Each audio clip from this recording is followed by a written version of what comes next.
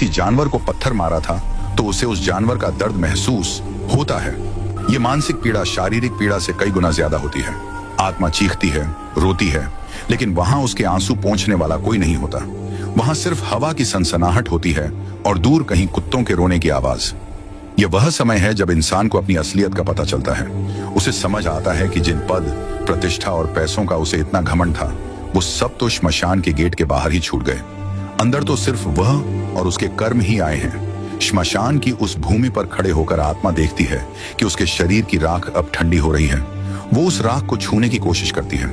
उसे याद आता है कि इसी शरीर पर वह महंगे कपड़े पहनती थी, इसे इत्र से महकाती थी, लेकिन आज यह राख हवा में उड़ रही है और कोई इसे समेटने वाला भी नहीं है।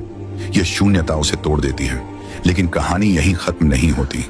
जब वह 1 घंटा बीत जाता है और परिवार वाले घर की तरफ काफी आगे निकल चुके होते हैं, तब आत्मा का मोह फिर से जागता है।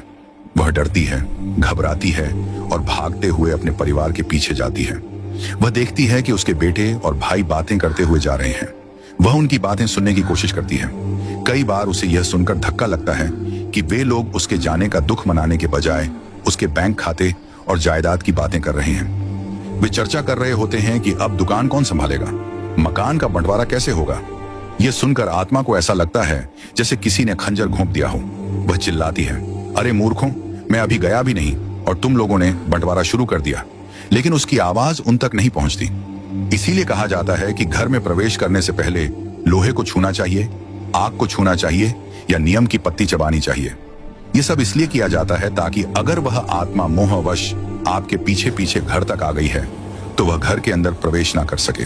क्योंकि अगर मृत्यु के तुरंत बाद आत्मा घर में प्रवेश कर जाए और उसे मुक्ति ना मिले तो वह घर में प्रेत बनकर रहने लगती है।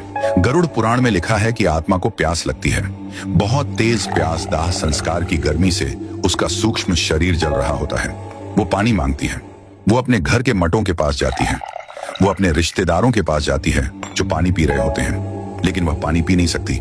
उसकी गर्दन, जिसे गरुड़ पुराण में सुई की नोक जैसा बताया गया है, इतनी पतली हो जाती है कि वह पानी की एक बूंद भी निगल नहीं पाती।